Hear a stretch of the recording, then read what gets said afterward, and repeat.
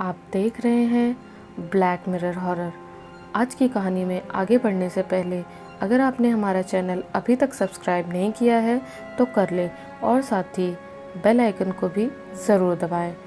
आप अपने ऐसे कोई अनुभव और कहानियाँ हमारे साथ शेयर कर सकते हैं हमारी इंस्टाग्राम आईडी पर। हमारी इंस्टाग्राम आईडी है black_mirror560, जिसका लिंक डिस्क्रिप्शन बॉक्स में दिया गया है।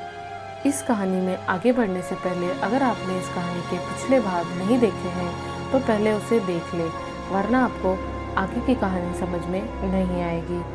तो चलिए बढ़ते हैं आज की कहानी की ओर। अजिंक्य अपनी सिद्धि को जागृत करके ध्यान लगाता है। वो अपने ध्यान की शक्ति से वहाँ पहुँच जाता है जहाँ से ये सब मालिनी के साथ शुरू हुआ। वो देखता है कि परेश मालिनी की साड़ी से छुपकर एक टुकड़ा काट कर ले जा रहा है। उसने उस साये को भी देखा, वो किसी औरत का साया था। उसने परेश को मालिनी के कमरे में मांस के टुकड़े रखते हुए भी देखा। वो ध्यान से बाहर निकल आता है और थोड़ा परेशान सा हो जाता है। वो अशोक से कल मिलकर सब बताने का कहकर वहाँ से चला जाता है। अशोक और सुलेखा कुछ समझ नहीं पाते। वो दोनों परेशान हो जाते हैं। अगले दिन परेश अपने बच्चे से मिलने आता है। सुलेखा, बेटा मालिनी कैसी है, कुछ सुधार है क्या? परेश, मम्मी जी दरअसल मालिनी की बीमारी काफ़ी बढ़ चुकी है। वो काफ़ी आक्रामक हो जाती है। मुझे डर है वो किसी को कोई नुकसान ना पहुंचा दे। बच्चे भी तो हमेशा यहाँ नहीं रह सकते ना, और वहाँ मालिनी से उनको भी खतरा है। मुझे लगता है हमें मालिनी को कुछ दिनों के लिए मेंटल असाइलम में रखना चाहिए। वहाँ उसका बेहतर इलाज होगा। अशोक गुस्से में, तुम पागल तो नहीं हो गए हो परेश? मेरी बेटी पागल खाने क्यों जाएगी? अभी उसका बाप जिंदा है। तुम्हें वो बोझ लगती हो तो उसे यहाँ ले आओ, हम उसकी देखभाल करेंगे। एक बात और, वो पागल नहीं है। अशोक कार की चाबी उठाता है और गुस्से में घर से निकल जाता है।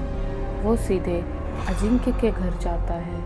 वहाँ जाकर वो अजिंक्य से रात को अचानक बिना कुछ कहे चले जाने का कारण पूछता है। अजिंक्य उसे बैठने को कहता है। अजिंक्य, माफ़ करना अशोक, कल मैं कुछ कहने की हालत में ही नहीं था।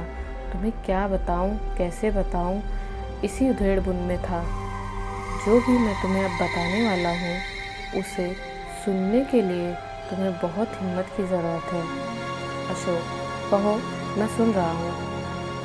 अजिंक्य, मैंने कल अपनी शक्ति का इस्तेमाल किया था ये जानने के लिए कि मालिनी के साथ क्या हुआ था। तुम्हें जानकर बहुत धक्का लगेगा कि मालिनी पर कोई तंत्र मंत्र नहीं हुआ है। जिस घर में वो लोग रहते हैं उसमें भी कोई खोट नहीं है।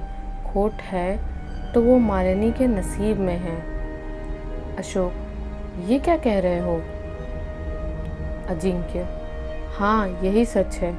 मालिनी पर कोई तंत्र मंत्र नहीं किया गया है, बल्कि उसकी आत्मा और शरीर किसी बुरी रूह के कब्जे में है, और ये सब का दोषी है खुद उसका पति परेश। उसने उस रूह को मालिनी तक पहुंचाया है। कल जब मैं तुम्हारे घर ध्यान में बैठा था तब मुझे ये तो पता चल गया था कि ये सब तंत्र मंत्र से नहीं हो रहा है, लेकिन जब मैंने जानना चाहा कि वो रूह किसकी है और क्यों मालिनी को उसने पकड़ रखा है, तो मुझे तुम्हारे घर में उसकी मौजूदगी का एहसास हुआ। वो तुम सब पर नज़र रखे है। वो नहीं चाहती कि उसके बारे में कोई जाने। उसे बहुत बड़ा मकसद है कोई उसका, इसीलिए उस वक्त मैं वहाँ से चला आया। घर आकर अपने घर में सुरक्षा घेरा बनाकर मैंने फिर उसके बारे में जानना चाहा, तो आखिर मुझे पता चल ही गया कि ये सब क्यों हुआ और कैसे हुआ। तो दोस्तों, सारी सच्चाई जानने के बाद क्या अजिंक्य जी मालिनी की रक्षा कर पाएंगे उस साए से, या फिर वो उस साए की ताकत के आगे हार जाएंगे?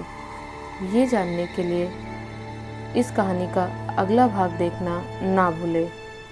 कहानी पसंद आई हो तो इस वीडियो को लाइक और शेयर करें।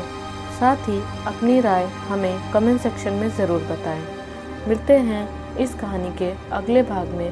तब तक के लिए बाय एंड टेक केयर।